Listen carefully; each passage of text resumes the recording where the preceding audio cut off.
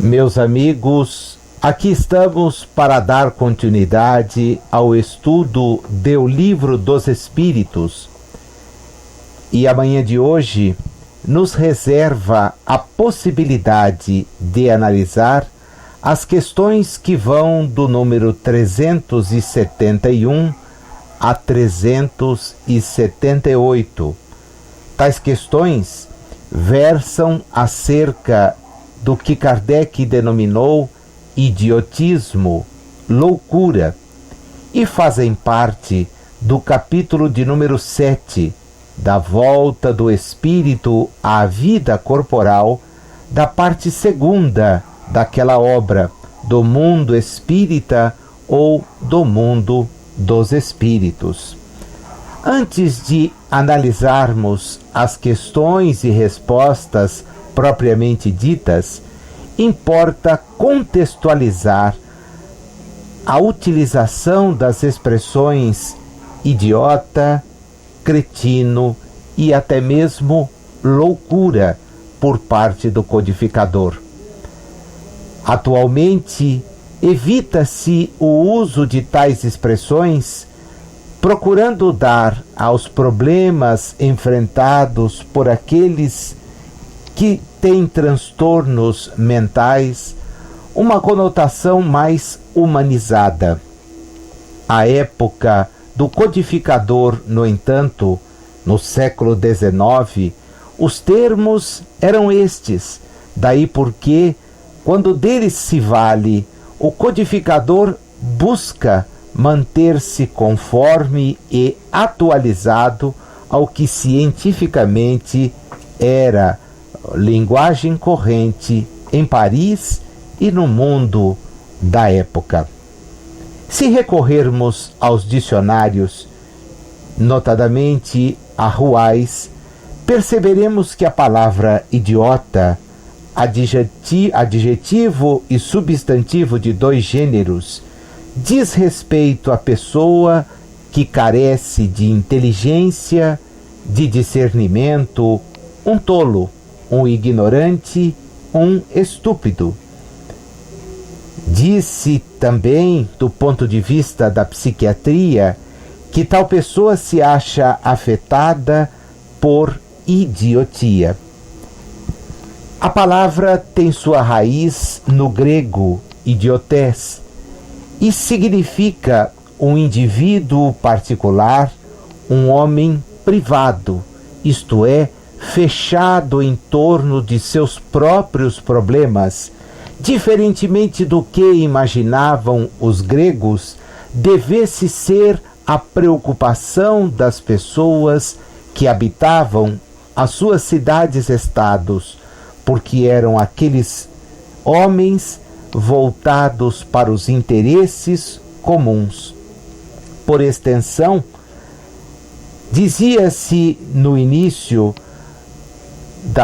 da utilização da palavra em língua portuguesa, que aparece por volta de 1516 com a grafia idiota, que era tal pessoa ignorante em determinado ofício, homem sem educação do próprio país, um indígena até, um ignorante, uma pessoa sem instrução, um parvo, um tolo.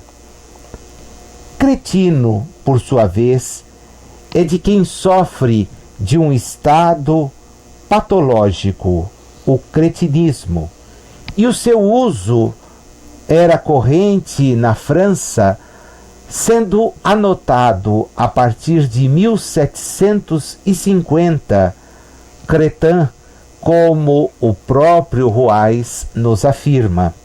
Há mesmo, mais tarde, a utilização de um pejorativo, idiota, da palavra idiota, que vai, no entanto, diz respeito a cristão, chrétien, cristão, Cretin, a datação que aparece nos apontamentos daquele dicionarista aponta exatamente para uma pessoa cujos modos de ser se mostram insolentes, inconvenientes e atrevidos. Como vemos, as palavras expressam situações, comportamentos e ao longo do tempo vão agregando aos seus significados outros tantos.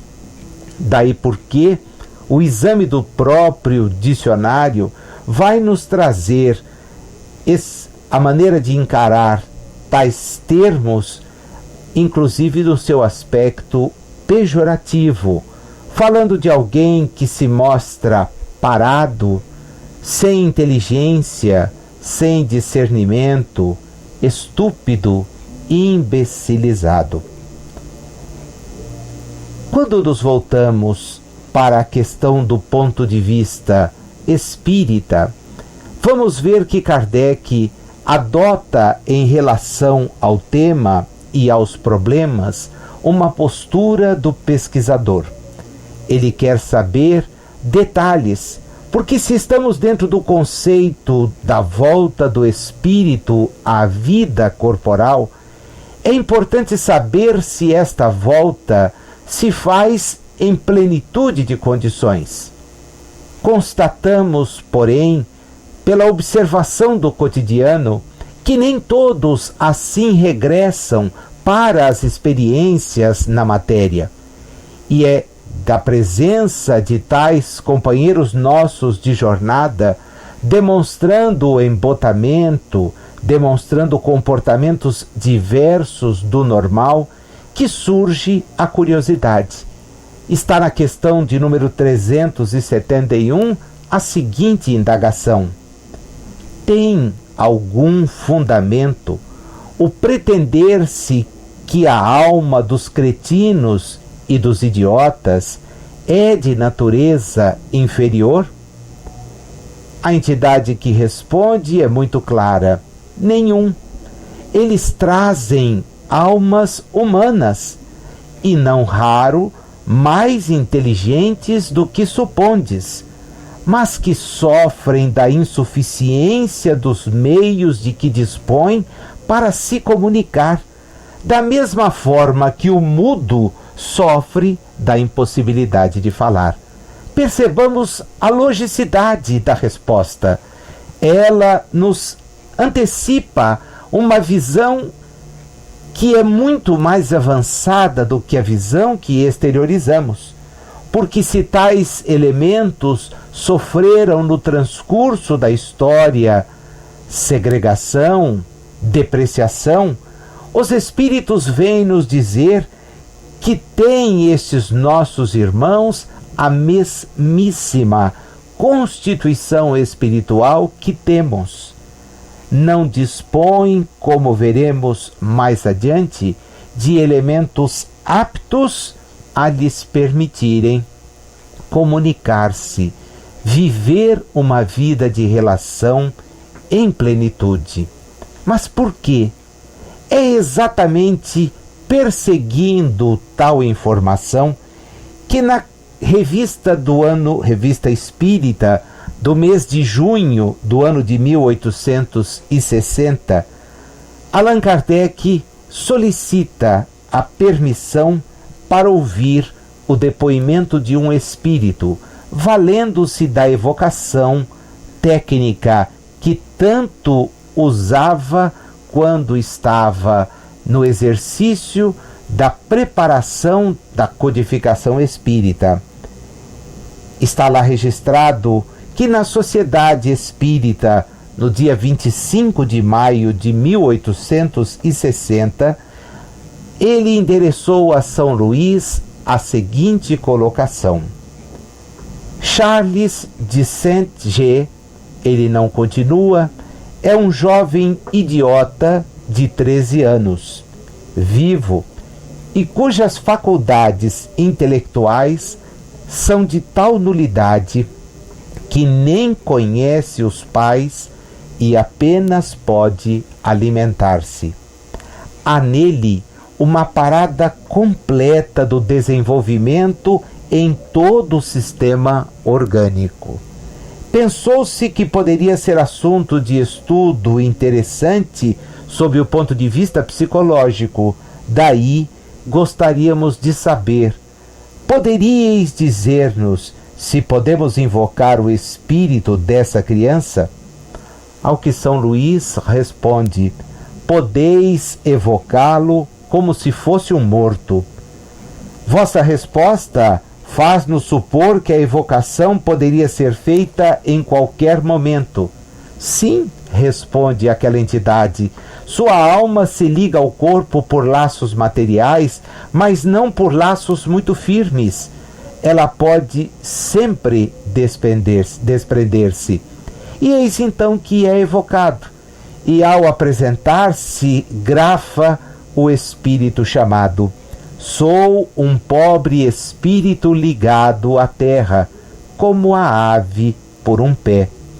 Em vosso estado atual, pergunta-lhe Kardec, como espírito, tendes consciência de vossa nulidade neste mundo? Certamente. Sinto bem o meu cativeiro, responde o espírito. Quando vosso corpo dorme e vosso espírito se desprende, tendes as ideias tão lúcidas, quanto se estivesseis em estado normal? Quando meu corpo infeliz repousa, estou um pouco mais livre para me elevar ao céu, a que aspiro. Como então, espíritos, experimentais um sentimento tão penoso do estado corporal? Aceito-o, tenho, pois é uma punição. Lembrai-vos da vossa existência anterior? Oh, sim, responde a entidade, ela é a causa do meu exílio atual. Qual foi essa existência? A de um jovem libertino ao tempo de Henrique III. Dissestes que vossa condição atual é uma punição. Então, não a escolhestes? Não? Como pode vossa existência atual servir ao vosso progresso no estado de nulidade em que estáis? Quer saber o codificador? Ela não me é nula perante Deus, que a impôs. Prevedes a duração da existência atual? Não, responde a entidade, mais alguns anos e voltarei à pátria de onde todos somos procedentes. Nas observações, porque as questões continuam e elas poderão ser por vocês consultadas, já que se não dispõem da revista espírita, e as encontrarão na segunda parte de O Céu e o Inferno, está lá no capítulo 8º, sob a rubrica Expiações Terrestres, o caso de Charles de Saint-G. Kardec, nas observações a que nos referimos, anota o seguinte: ninguém desconhecerá o alto ensinamento moral que decorre desta evocação. Além disso, ela confirma o que sempre foi dito sobre os idiotas. Sua nulidade moral não significa nulidade do espírito, que a abstração feita dos órgãos goza de todas as faculdades. Sim, a imperfeição dos órgãos é apenas um obstáculo à livre manifestação das faculdades, não as aniquila. É este presentemente o caso, pois que um homem vigoroso, cujos membros fossem comprimidos por laços, também as experimentaria. Sabe-se que, em certas regiões, longe de serem objeto de desprezo, os cretinos, os idiotas, são cercados de cuidados benevolentes. Este sentimento não brotaria de uma intuição do verdadeiro estado desses infelizes? Não resta a menor dúvida que sim, porque experiências dolorosas como a de Charles e a de tantos outros irmãos em humanidade que voltam para as reencarnações completamente tolhidos na sua maneira de integrar-se à coletividade onde estão, representam para todos nós oportunidade abençoada do exercício da solidariedade, da fraternidade. Se tais espíritos, como veremos, estão em processo expiatório e muitas vezes provacional para aqueles que os acompanham, cabe-nos no exercício da fraternidade estender-lhes as mãos e a compreensão, pois que tais trajetórias provocadas por comportamentos pregressos dos espíritos que as experimentam podem também vir a ser, em futuro remoto, as nossas, dados os despautérios que acabamos por cometer nas nossas existências. Na questão seguinte, ainda dentro da mesma lógica e assunto, o codificador quer saber que objetivo visa a providência, criando seres desgraçados como são, sob a ótica humana, sob a ótica da observação, os cretinos e os idiotas. Respondem as entidades: os que habitam corpos de idiotas são espíritos sujeitos a uma punição.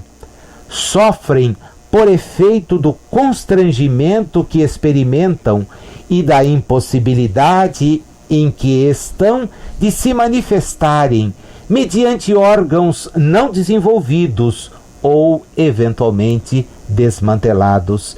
Kardec acresce uma questão complementar. Não há, pois, fundamento para dizer-se que os órgãos nada influem sobre as faculdades? Ao que os espíritos respondem: nunca dissemos que os órgãos não têm influência. Têm-na muito grande sobre a manifestação das faculdades, mas não são eles a origem destas.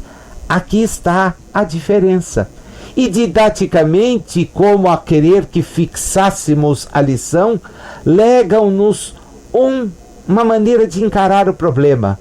Pedem-nos que imaginemos a um músico excelente, um virtuoso, mas que recebe para a sua apresentação um instrumento defeituoso. Não dará a ouvir boa música, mas isto não lhe inviabilizará a condição de exímio intérprete que é. Nos comentários, Kardec mais uma vez nos traz a lucidez da sua visão, dizendo-nos que importa distinguir o estado normal do estado patológico. No primeiro, o moral vence os obstáculos que a matéria lhe opõe. Há, porém, casos em que a matéria oferece tal resistência que as manifestações anímicas ficam obstadas ou mesmo desnaturadas, como nesses de idiotismo, de cretinismo e talvez até no de loucura. São casos, como ele faz questão de destacar, patológicos, e não gozando nesse estado a alma de toda a sua liberdade, a própria lei humana a isenta da responsabilidade de seus atos. Abrimos aqui uma questão bastante interessante e que muitos dos presentes certamente já ouviram falar. Há nos dispositivos da legislação, seja ela penal, seja ela de natureza civil, regras muito claras que efetivamente retiram de companheiros de jornada que assim retornam a responsabilidade pelos seus atos. Há mesmo discussões acaloradas, porque dentro do processo inclusivo dos nossos dias, decorrentes de princípios da nossa própria Constituição, como aquele que quase a inicia, e que diz respeito à dignidade da pessoa humana, toda uma preocupação inclusiva, mas é uma inclusão que leva em conta as limitações.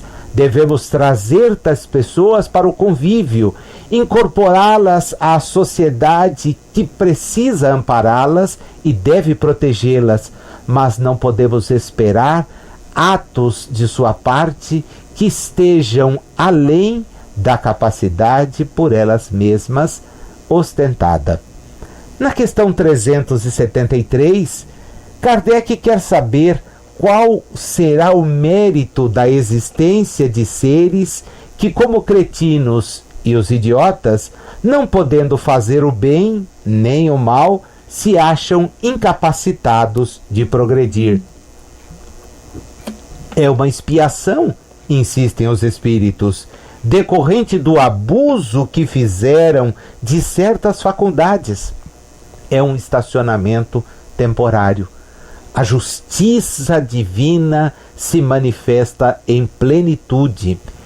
Muitas vezes nossos atos, nossos pensamentos, nossas omissões não recebem qualquer espécie de censura porque não constatados, não observados pela comunidade em que nos encontramos inseridos. Daí porque podemos largamente afirmar: não fomos de maneira alguma surpreendidos pela justiça humana. Todavia, não é assim que se dá com a justiça divina. Emmanuel, no prefácio que escreveu para o livro Ação e Reação, uma das obras da lavra de André Luiz, por intermédio de Francisco Cândido Xavier, é categórico. Leiam o prefácio, examinem-no, verão que naquelas linhas, depois de discorrer acerca das escolas penais que nos séculos que antecedem ao XX ganharam o acolhimento por parte dos estudiosos e mesmo dirigiram a elaboração das legislações, os delitos constatados devem ser punidos pela justiça humana, é bem verdade. Pune-se de maneira a evitar que condutas assim venham a ser repetidas. Mas e aquelas que escapam aos juízos dados pelos homens que convivem conosco? Nossa consciência, afirma aquela veneranda entidade espiritual, há de cobrá-las.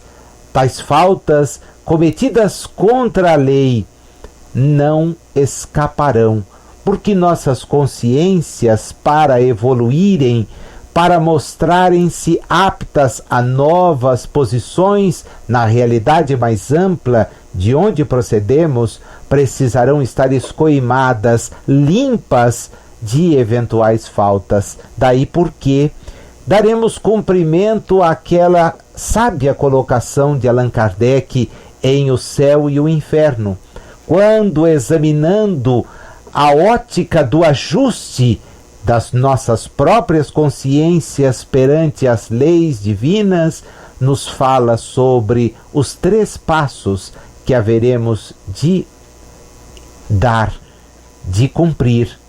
O primeiro, o do arrependimento. Teremos que ter arrependimento pelas faltas que cometemos, porque a consciência disto nos cobrará. Em seguida, arrependidos, iremos expiar, às vezes sob a forma do remorso, pela oportunidade que jogamos fora, pelo tempo que desperdiçamos. Mas há que se ter um terceiro momento, e é o momento da reparação. Daí porque entendemos esta observação que veio através da resposta como a chancela de tal raciocínio. A expiação decorre do abuso que fizeram estes nossos irmãos de certas faculdades. No complemento à questão, há uma questão suplementar, a de número 373A, em que Kardec exatamente vai atrás deste dado. Pode assim o corpo de um idiota conter um espírito que tem animado um homem de gênio em precedente existência, e eis que os espíritos lhe dizem: certo, o gênio se torna por vezes um flagelo quando dele abusa o homem. Vamos aos comentários e lá estão eles. A superioridade moral nem sempre guarda proporção com a superioridade intelectual, e os grandes gênios podem ter muito que expiar. Daí, frequentemente, lhes resulta uma existência inferior à que tiveram, e uma causa de sofrimento. Os embaraços que o espírito encontra para suas manifestações se lhe assemelham às algemas que tolhem os movimentos a um homem vigoroso. Pode dizer-se que os cretinos e os idiotas são estropiados do cérebro, como o coxo o é das pernas e dos olhos o cego.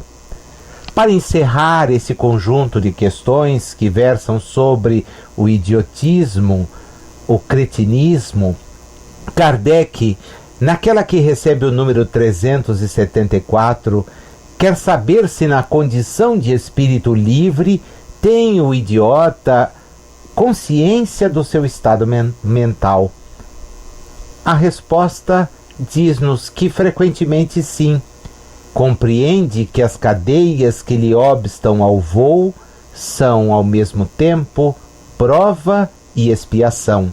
Se voltarmos ao caso de Charles, lá de A Revista Espírita e de O Céu e Inferno, constataremos que aquela entidade tem perfeitamente esta noção. Para si, o processo é expiatório. Para aqueles que o cercam, particularmente quando o cercam de cuidados, atenção, preservando-lhe a maneira, a nova experiência, dando-lhe todo o amparo necessário, constitui o episódio séria provação. Mas que conhecemos nós acerca da realidade dos nossos passados, dos nossos equívocos? Quando estamos reencarnados, nenhuma lembrança guardamos.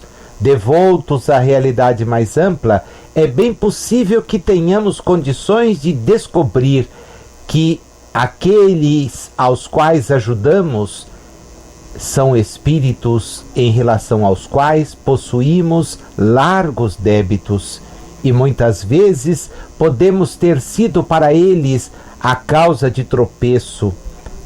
E aí está a oportunidade de, reunidos no ambiente familiar, na vida comunitária, guardarmos uns para com os outros a fraternidade, a atenção e o carinho. Meus amigos, aqui há uma mudança de rumo. Se até aquele instante o codificador explorava a questão do idiotismo, do cretinismo, a partir da questão 375, ele vai se ater à questão da loucura. É verdade que são poucas as questões, e o assunto que mereceu largo tratamento da parte de todos aqueles que sobre ele se debruçam, traz nas respostas informações muito importantes. Eu gostaria, como sempre o faço, de promover algumas indicações. São indicações de leituras que podem e certamente nos ajudarão a complementar o estudo que estamos desenvolvendo. 30, 60 minutos para uma exposição sobre temas tão profundos, efetivamente nada significa. E como sei que aqueles que aqui estão conosco, nos vendo e ouvindo, os que se fazem presentes a este auditório, têm o hábito de aprofundar as suas análises, vou fazer estas indicações, notadamente no que diz respeito à loucura. Começarei por indicar uma trilogia, são 3 obras do professor Isaías Pessotti, que leciona psicologia e, através da editora 34, nos legou obras fantásticas. A primeira delas, A Loucura e as Épocas, em que ele tem a oportunidade de traçar a história da loucura da Grécia Antiga até o século XIX, analisando inclusive o chamado pensamento demonista medieval, onde se imaginava e se difundia que certas moléstias de natureza mental nada mais eram do que fruto da ação do maligno. Depois, no século dos manicômios, ele tem a oportunidade de analisar com profundidade o conceito e as formas de tratamento da loucura. E ele nos mostra, particularmente em tal livro, os conflitos do século XVIII no âmbito da medicina, que vão se espraiar também pelo século XIX, já que o período em que os manicômios foram instalados, em que a tentativa de tratamento é manifesta, vai se alongar. O último dos livros, denominado Os Nomes da Loucura, nos traz classificações a respeito do mal que já foi denominado mania, melancolia ou demência. Dividida em 3 partes, a obra começa com as definições a partir de Hipócrates. Na segunda parte, ela nos trata de maneira bem direta acerca de como surgiram as diversas classificações, para no final nos dar conceitos da psicopatologia moderna. O professor Pessotti é nacional, mas aqueles que têm a oportunidade de estudar conosco aos sábados sabem-no fã de carteirinha de um célebre pensador francês, Michel Foucault. E é Foucault que no seu livro História da Loucura na Idade Clássica nos traz informações muito presentes e bastante lúcidas acerca do problema. Começa Foucault analisando alguns eventos que incidiram no final da Idade Média, na qual ocorre um estranho desaparecimento da lepra. Tal acontecimento, diz-nos ele, não representava o efeito da cura exercida pelas práticas médicas da época, mas sim uma substituição dos leprosos pelos incuráveis e loucos. Na paisagem imaginária da Renascença, surgem o que ele chama as naus dos loucos. Esses barcos, como registra, levavam os insanos em busca da razão de uma cidade para outra, evitando assim a presença destes no convívio social.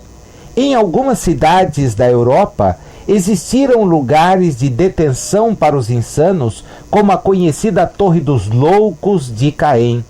Em Nuremberg, os loucos eram chicoteados publicamente e jogados na prisão. No entanto, havia pessoas que ofereciam auxílio a favor deles através dos lugares de peregrinação. Registra Foucault que no fim da Idade Média a loucura se faz presente no teatro e nas discussões acadêmicas.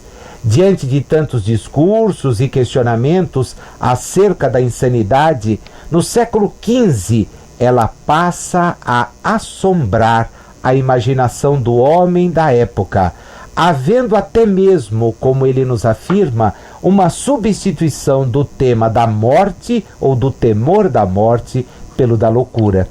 Em contrapartida, aos poucos, a loucura tornava-se um fascínio para o homem. Foucault nos diz que a loucura não fascina, mas sim atrai. Para o autor, ela surge para o homem como uma miragem, sem enigmas ocultos. Ela é um relacionamento que o homem mantém consigo mesmo. Além disso, a loucura é capaz de conduzir tudo o que existe de fácil, de alegre e de ligeiro no mundo. É capaz de conduzir a tudo isto. Na era clássica, observa o mesmo autor, a loucura passa a ser considerada e entendida apenas em relação à razão, pois acreditava-se que toda loucura era composta por uma razão que a julgava e controlava. A loucura só tinha sentido e valor no campo da razão. Diante disso, o tema da loucura assume presença na literatura em meados do século XVI e começo do século XVII, em importantes obras como as de Shakespeare e a de Miguel de Cervantes, já que todos nós que as lemos e de certa forma estudamos, somos facilmente induzidos a encontrar em comportamentos como o de Dom Quixote de La Mancha a expressão de atos reveladores de uma anormalidade.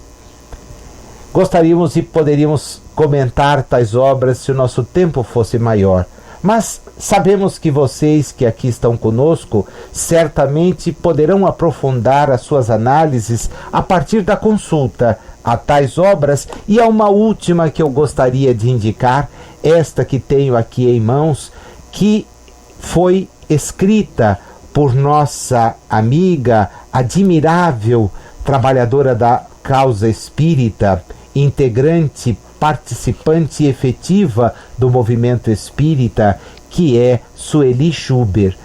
Na obra Transtornos Mentais, numa edição primorosíssima da Intervidas de Catanduva, que reedita esta obra, Sueli tem a oportunidade de, nas duas partes em que o livro está estruturado, analisar não apenas do ponto de vista do seu significado os transtornos mentais, como, na segunda parte, a terapêutica espírita oferecida através dos tratamentos desobsessivos.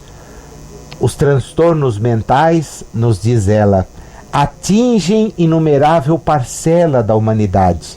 Depressão, transtorno obsessivo-compulsivo, agorafobia, estresse, psicose, autismo, obsessão e outros tantos tormentos afligem o ser humano.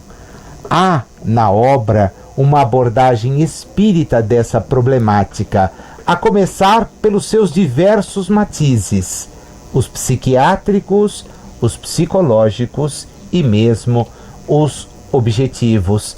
É leitura recomendabilíssima e eu tenho certeza de que vocês a farão na medida do possível.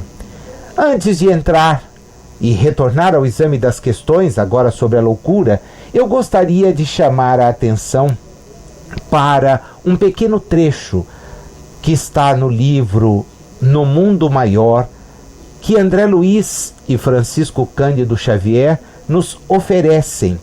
E é um trecho em que Calderaro, instrutor de André Luiz para as atividades daquele livro, nos adverte para o seguinte: depois da morte física, o que há de mais surpreendente para nós é o reencontro da vida. Aqui, aprendemos que o organismo perispirítico que nos condiciona em matéria mais leve e mais plástica após o sepulcro é fruto igualmente do processo evolutivo.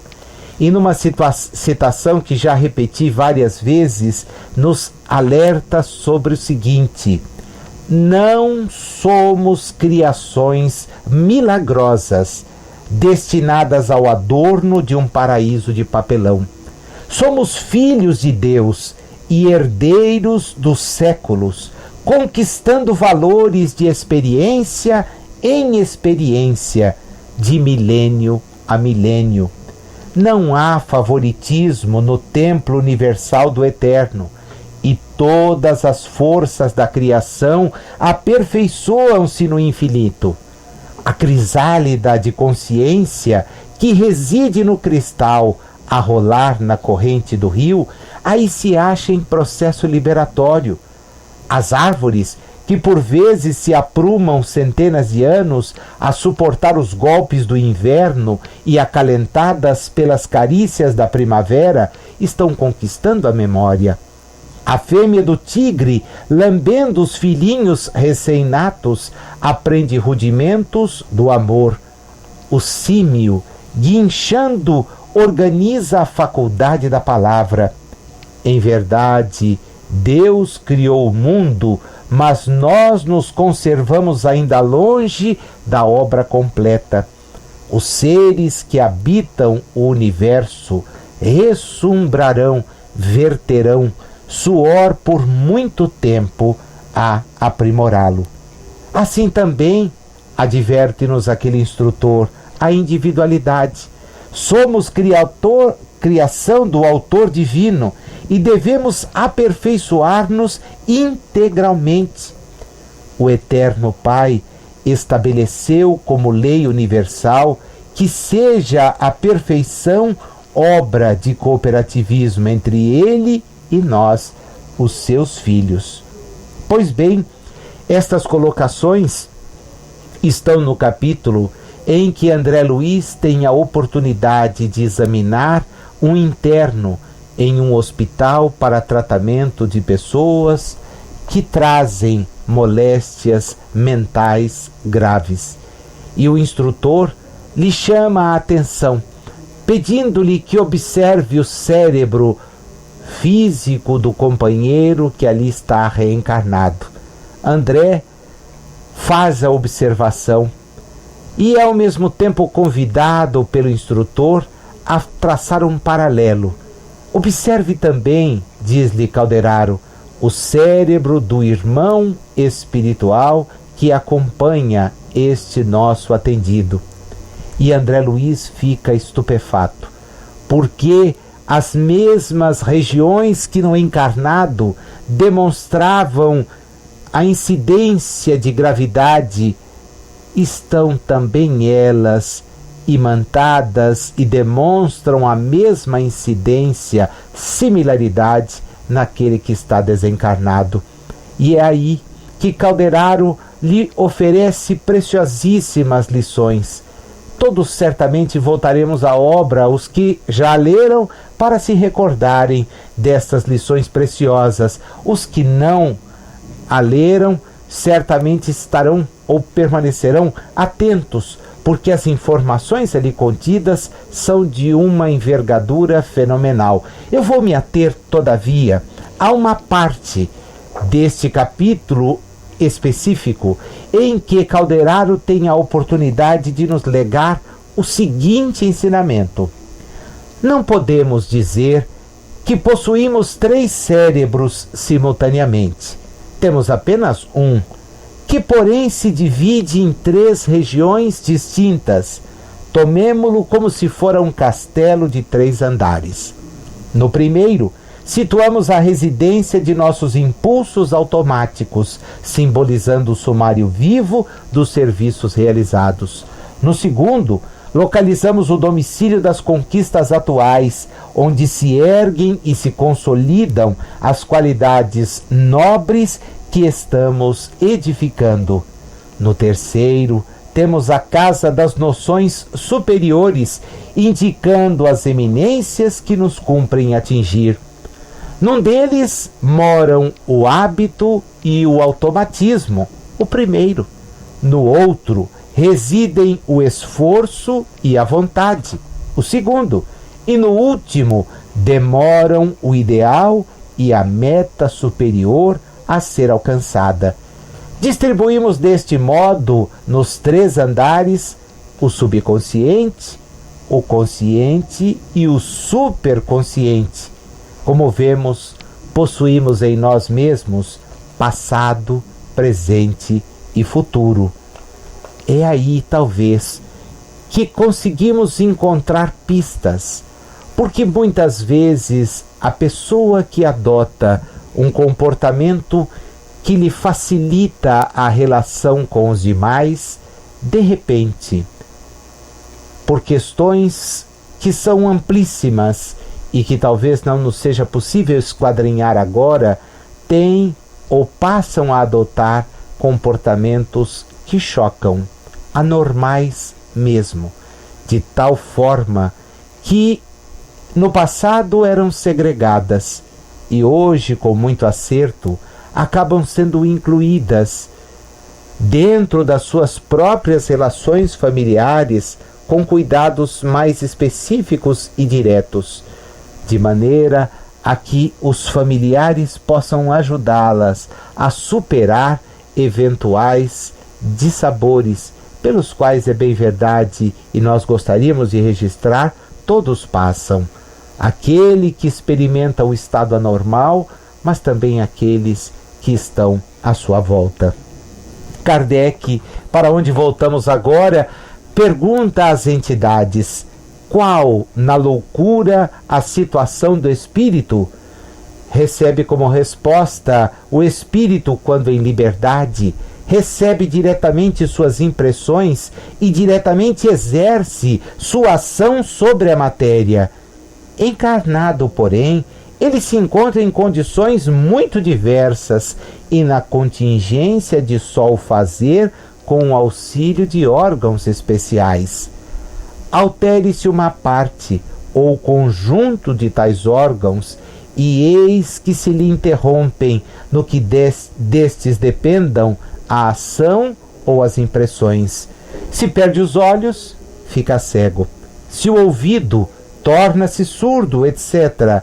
Imagina agora que seja o órgão que preside as manifestações da inteligência o atacado ou modificado, parcial ou inteiramente, e fácil te será compreender que só tendo o espírito a seu serviço órgãos incompletos ou alterados, uma perturbação resultará de que ele, por si mesmo e no seu foro íntimo, tem perfeita consciência, mas cujo curso não lhe está nas mãos deter.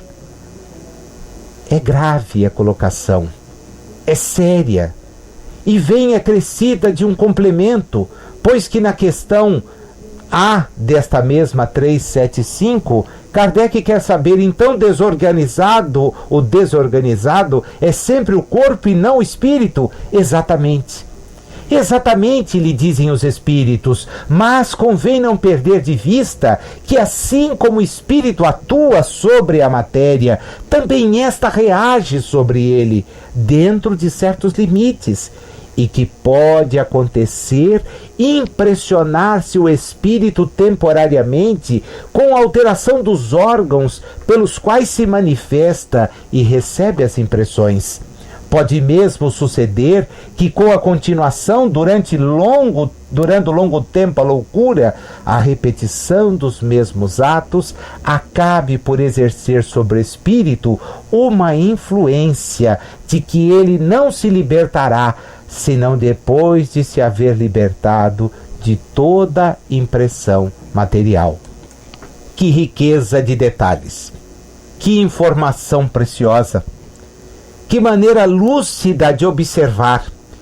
Pois que aqueles que veem a existência como única estão longe de compreender, nos raciocínios científicos que proliferam em observações soltas a torto e a direito, acerca de uma existência única, desconsiderando a realidade do espírito imortal, que passa por experiências, que contrai débitos, que tem nos 3 andares do castelo a que se referia Calderaro, muitas vezes os andares em comunicação, e assim recobrando a lembrança de algo pretérito, deixando que aflore lembranças as mais graves, muitas vezes pode destrambelhar-se e não conseguirá manter a vida em relação.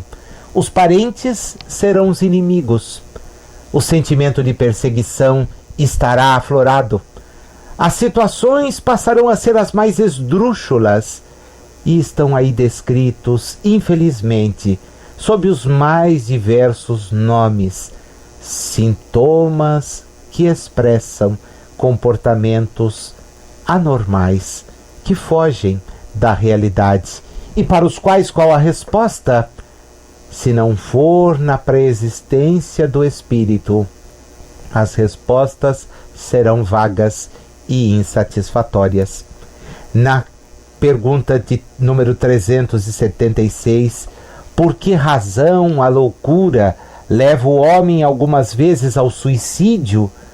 Dizem-nos os espíritos, porque experimentam aqueles que as têm um constrangimento em que se acham e pela impossibilidade em que se veem de manifestar-se livremente, procuram a morte como um meio de quebrar tais grilhões.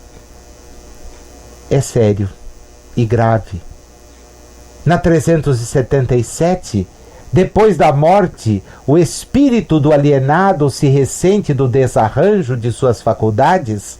Pode ressentir-se, sim, durante algum tempo após a morte, até que se desligue completamente da matéria, como o homem que desperta se ressente por algum tempo da perturbação em que o lançara o sono. São respostas simples, carregadas de significado, de exemplificações. E Kardec vai fundo na 378, de que modo a alteração do cérebro reage sobre o espírito depois da morte, porque ele tem consciência das informações que lhe prestam os espíritos superiores, de que este processo não termina como termina o processo das doenças de natureza fisiológica. A tuberculose, o câncer, muitas vezes encerrada a experiência encarnatória, torna a entidade ao espaço, a vida mais ampla, carregando consigo o êxito de uma vitória sobre si mesmo, purgando-se de desvios praticados no passado.